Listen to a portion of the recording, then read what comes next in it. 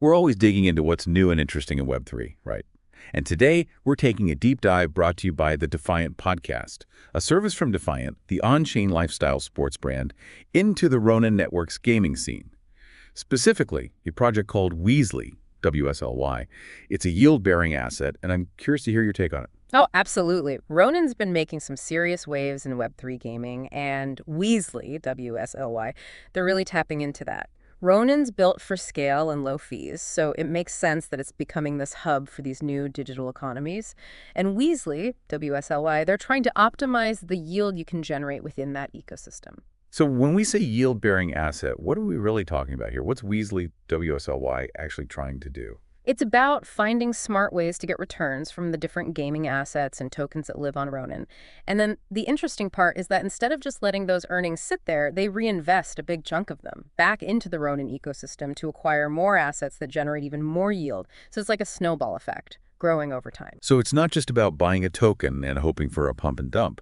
There's a mechanism built in from the start to produce returns. Yeah, exactly. And what I find really interesting is how Weasley, WSLY, started. A lot of these crypto and Web3 gaming projects, they give a big chunk of their initial tokens to VCs or early investors. But Weasley, WSLY, they went for what they call a fair launch. Fair launch. That sounds like a pretty big deal. What does that look like for, everyday users? Well, they actually started by airdropping tokens directly to the people using the Ronin Network. So it's putting the asset right into the hands of the community, the ones actually using the platform. It's a direct contrast to that concentrated ownership you often see. So the idea is to spread the ownership out, make it more decentralized, less about a few whales controlling everything. Yeah, exactly. It reduces the risk of a small group having too much power, and it fosters a sense of community ownership. And they also started right away with a deflationary burn mechanism, which reinforces that community focus. So let's dig into this yield generation a bit more. You said they're optimizing yield from gaming assets. What does that actually look like on Ronin? Okay, so picture this. You have digital assets like virtual land, maybe special in-game characters, and those assets generate revenue.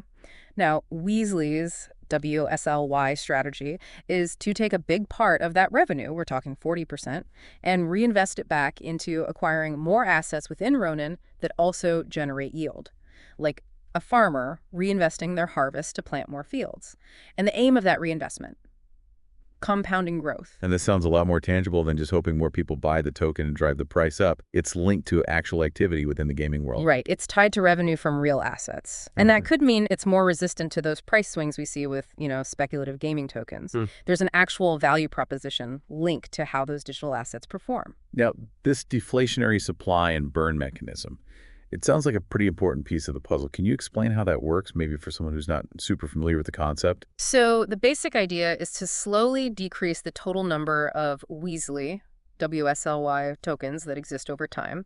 They do this by burning tokens, taking them out of circulation. And what that does is make the remaining tokens more scarce. And if demand stays the same or increases while supply goes down, well, the price tends to go up. Their goal is to burn a substantial portion of the supply they're aiming for, 40%. Okay, so fewer tokens out there could potentially make each token more valuable over time. Now, you mentioned they're buying up gaming assets strategically.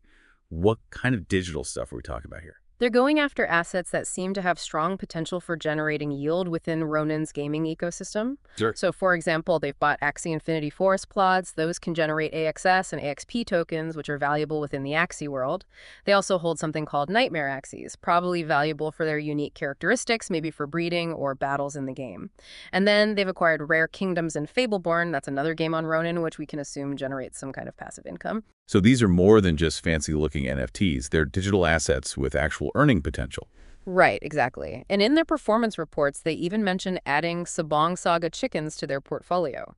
Sabong Saga is pretty popular on Ronin, and these chickens, they also contribute to Weasley's WSLY overall yield generation. So they're building this diverse portfolio of digital assets, almost like real estate or businesses within the gaming metaverse. Yeah. And this all ties into their stake-to-earn model, right?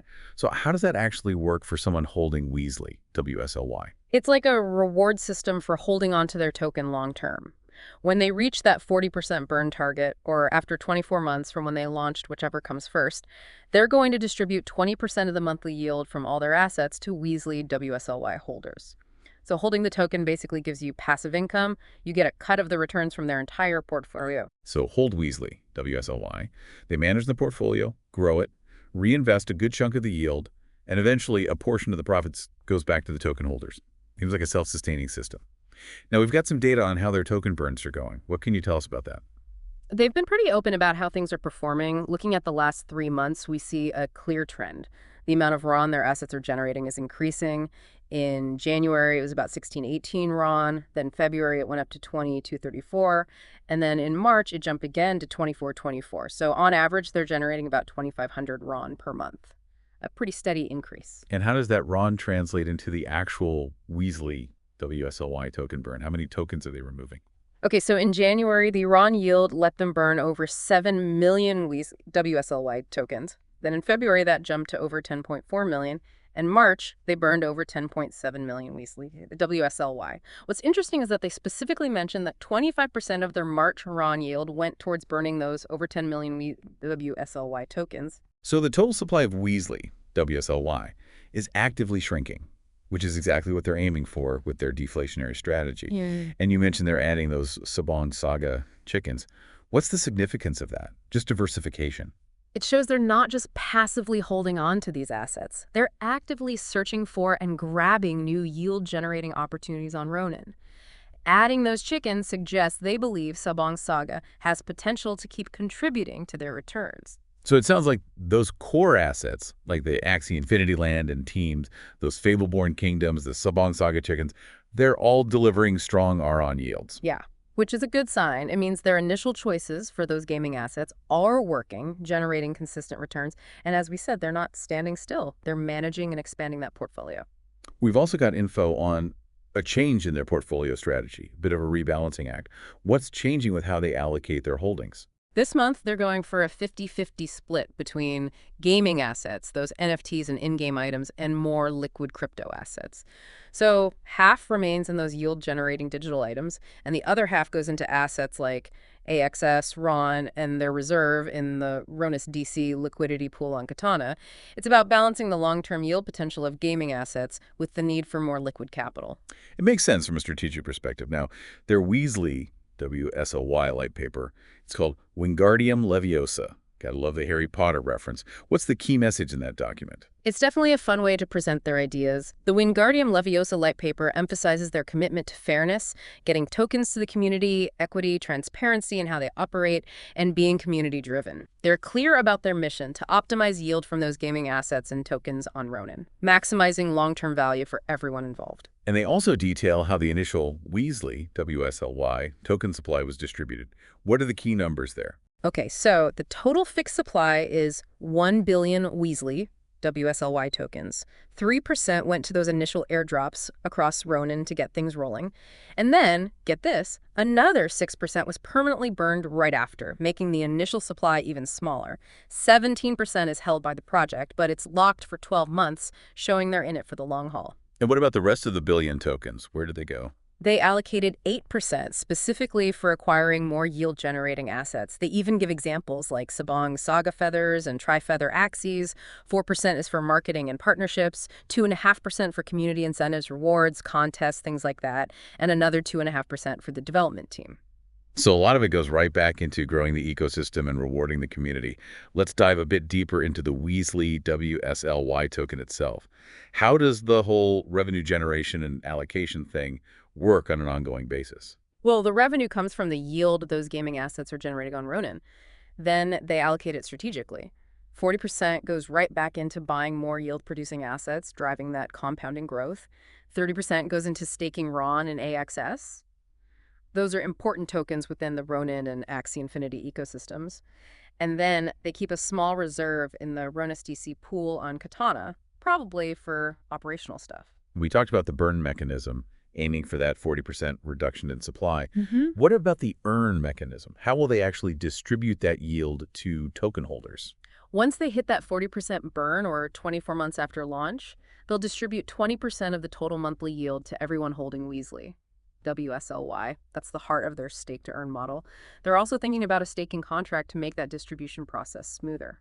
So it's a reason to hold Weasley, WSLY, beyond just potential price increases. You could actually generate passive income from the wider Ronin gaming world. And we've got some specifics on those assets they hold. Any examples from their portfolio that stand out? Sure. In terms of gaming assets, they've got a Japanese Axie, 5 Nightmare Axies, 4 Forest Plots in Axie Infinity, a classic Axie team, and an Origins Axie team. Some of those Axies are generating like 12 slips a day, which are in-game resources. They've also got 5 Rare Kingdoms in Fableborn, 10 chickens in Sabong Saga, generating feathers. That gives a much clearer picture of what they're actually managing. And they've got stake positions in more traditional crypto assets as well, right? Yep. On their public WW3 profile, they've got a chunk of RON staked on the Ronin chain, getting around 10% APR. They've also got AXS staked on app.axie with a much higher APR, about 30%. And they're farming USDCR on Katana, the decentralized exchange on Ronin, getting around 20% APR. So they're taking advantage of yield opportunities across the whole Ronin ecosystem, from the individual games to the broader DeFi infrastructure. So let's put it all together. What are the big benefits of holding Weasley, WSLY, on Ronin? I'd say the main benefits are you get exposure to the whole Ronin gaming economy through a single asset. No need to research and manage tons of different NFTs and tokens. Second, that deflationary supply, it's designed to increase the value of the token over time. Third, the yield generation, it's tied to actual assets, not just speculation. And finally, the upcoming stake-to-earn feature, potentially a way to make passive income. So it seems like they're trying to make getting involved in the yield side of Web3 gaming more accessible, less hands-on. Now, there's this concept of Weasley, WSLY, as a yield-as-a-service instrument. What does that really mean for token holders? It's an important distinction. When you hold Weasley, WSLY, you're basically tapping into the yield those assets generate, but you don't own the assets themselves. They give this example. If 20,000 RON was invested to get the initial assets, and then those Weasley, WSLY assets, generate another 20,000 RON in value, the ownership of those assets ends up being split 50-50. So you benefit from the yield as a Weasley, WSLY holder, but you don't own the Axies, the land, or any of the other underlying assets. Right. Your rights as a token holder are about getting a cut of that generated yield. You don't own the original capital or the assets themselves. Definitely an important point for anyone thinking about getting involved with a token. Okay, so that wraps up our deep dive into Weasley, WSLY, on the Ronin Network. Definitely a unique approach. Yeah, it's a new model for yield generation on Ronin. They're managing this diverse portfolio, reinvesting the returns, and aiming to create an asset that rewards its holders with passive income from those digital assets. It's about tackling the issues you see with speculative gaming tokens, anchoring value in actual revenue-generating stuff. It could be a model for more sustainable Web3 economies going forward. It makes you think about how Web3 gaming and DeFi are evolving, right? These innovative models moving beyond speculation and focusing on real sustainable yield. It could change how these digital economies grow. It really encourages us to think differently about value in digital spaces, how ownership and access to yield can be structured in new ways. If you're interested in this, I'd recommend checking out Ronin and Weasley, WSLY, yourself. Look at their Wingardium Leviosa light paper, follow their progress, see how this whole space is developing. And that was our deep dive into the Ronin Network and Weasley, WSLY, brought to you by the Defiant Podcast, a service from Defiant, the on-chain lifestyle sports brand. Stay tuned for more deep dives into DeFi, entertainment, and sports. Thanks for joining us.